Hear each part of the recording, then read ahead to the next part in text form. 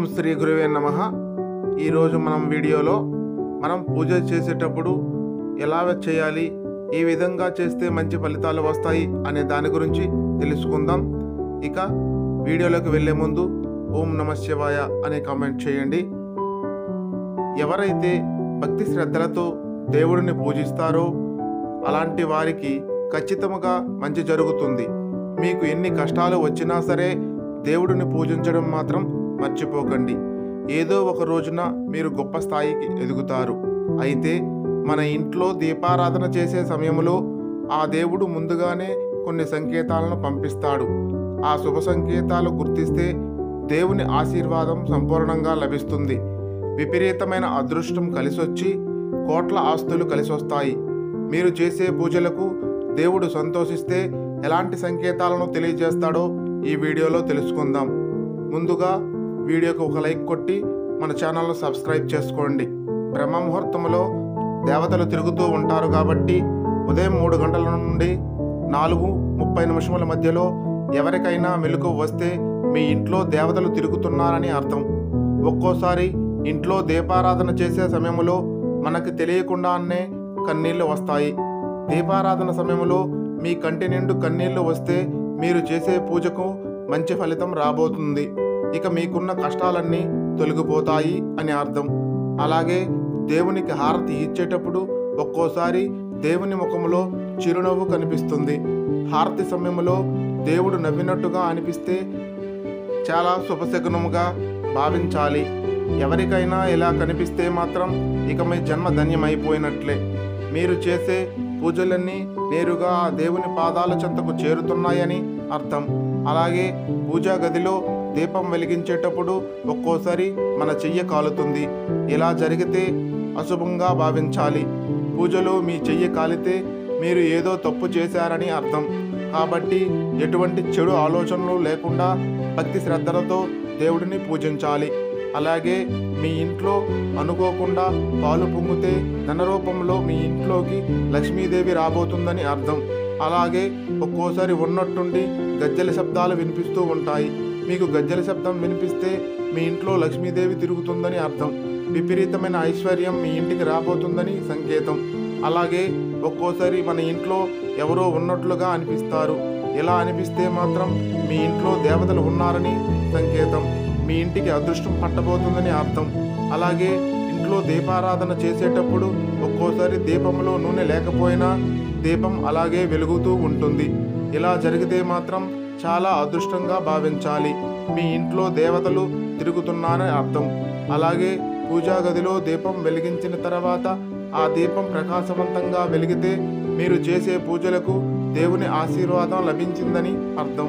మీ పూజలకు దేవుడు సంతోషంగా ఉన్నాడని, మీ కోరికలన్నీ నెరవేరబోతున్నాయని అర్థం. అలాగే ఇంట్లో దీపారాధన చేసే సమయంలో దేవుడి పటం నుండి పువ్వులు పడితే చాలా శుభ సంకేతంగా భావించాలి. దేవునికి పెట్టిన పువ్వులు అకస్మాత్తుగా కింద పడితే మీ పూజలకు దేవుళ్ళు సంతోషంగా ఉన్నారని, మీ ఇంటికి మంచి జరగబోతుందని శుభ సంకేతం. ఈ పువ్వులను దేవతల ఆశీర్వాదంగా భావించి మీరు బీరువాలో పెట్టుకుంటే డబ్బు పరంగా మీ ఇంటికి బాగా కలిసి వస్తుంది. జీవితంలో డబ్బు కొరత ఏర్పడదు. ఇంట్లో దీపారాధన చేసే సమయంలో కొంతమందికి ఆవలింతలు వస్తాయి. పూజ సమయంలో ఆవలింతలు వస్తే మీ ఇంట్లో దుష్ట శక్తులు ఉన్నాయని అర్థం. అలాగే ఒక్కోసారి ఉన్నట్టుండి దేవుని కుంకుమ చేజారి కింద పడిపోతుంది. ఇది చాలా అశుభంగా భావించాలి. పూజా సమయంలో ఇలా జరిగితే మీ భర్తకు సమస్యలు రాబోతున్నాయని అర్థం. ఇలా కుంకుమ కింద పడినప్పుడు దాన్ని చీపురుతో ఓడవకుండా ఆ కుంకుమను చేతితో తీసేసి పారుతున్న నీటిలో కలిపితే ఎలాంటి దోషం ఉండదు. అలాగే దీపారాధన సమయంలో దీపం కొండెక్కితే మీ కుటుంబంలో సమస్యలు రాబోతున్నాయని అర్థం. పూజలో దీపం కొండెక్కితే ఓం నమః శివాయ అనే మంత్రాన్ని జపించి కొత్త దీపాన్ని వెలిగిస్తే ఎలాంటి దోషం ఉండదు. అలాగే దీపంలోని ఒత్తులు పూర్తిగా కాలిపోతే మీ ఇంటిపై దేవుని ఆశీర్వాదం ఉందని అర్థం. అలాగే మీ పూజా గదిలో బల్లి కనిపిస్తే మీ ఇంటికి డబ్బు రాబోతుందని సంకేతం. బల్లులను లక్ష్మీదేవి సంకేతంగా భావిస్తారు. కాబట్టి మీ పూజా గదిలో బల్లి కనిపిస్తే మీ ఇంట్లోకి లక్ష్మీదేవి రాబోతుందని అర్థం. అలాగే మీ పూజా గదిలో నల్ల చీమలు కనిపిస్తే మీరు త్వరలోనే ధనవంతులు కాబోతున్నారని, జీవితంలో గొప్ప స్థాయికి ఎదగబోతున్నారని అర్థం. కాకికి అలాగే దేవతలకు చాలా దగ్గర సంబంధం ఉంటుంది. కాబట్టి ప్రతిరోజు మీ ఇంటికి ముందుకు కాకి వస్తే ఏదైనా ఆహారాన్ని ఆ కాకికి పెట్టండి. దేవతల ఆశీర్వాదం మీ ఇంటిపై ఉంటుంది. అలాగే మనలో చాలామందికి కలలో దేవతలు కనిపిస్తూ ఉంటారు. మీ కలలో దేవుళ్ళు కనిపిస్తే మీ ఇంటికి ఏదో మంచి జరగబోతుందని, త్వరలోనే ఒక శుభవార్తను వినబోతున్నారని అర్థం. అలాగే దీపారాధన చేసే సమయంలో ఒక్కోసారి దీపం నుండి శబ్దాలు వస్తాయి. ఇలా అస్సలు రాకూడదు.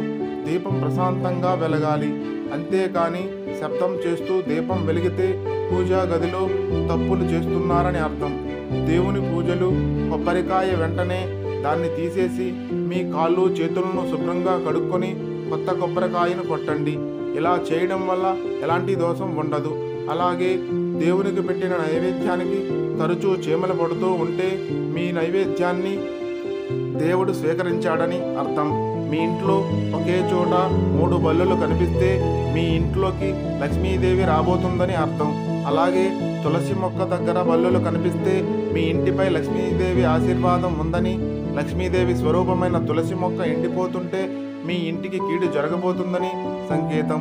ఉప్పును లక్ష్మీదేవి స్వరూపంగా భావిస్తారు. కాబట్టి మన చేతి నుండి ఉప్పు కింద పడితే మీ ఇంట్లో డబ్బు నష్టాలు జరగబోతున్నాయని అర్థం. మీకు ఎప్పుడైనా గుడ్లగూబ కనిపించినా మీకు మంచి జరగబోతుందని శుభ సంకేతం. మీ ఇంట్లో అకస్మాత్తుగా ఎలుకలు కనిపిస్తే అది దురదృష్టకమని సంకేతం. తరచూ మీ ఇంట్లో ఎలుకలు కనిపిస్తే భవిష్యత్తులో ఏదో చెడు జరగబోతుందని సంకేతం. ఇలాంటి మరెన్నో వీడియోస్ కోసం మన ఛానల్ను సబ్స్క్రైబ్ చేసి సపోర్ట్ చేయండి. ధన్యవాదములు.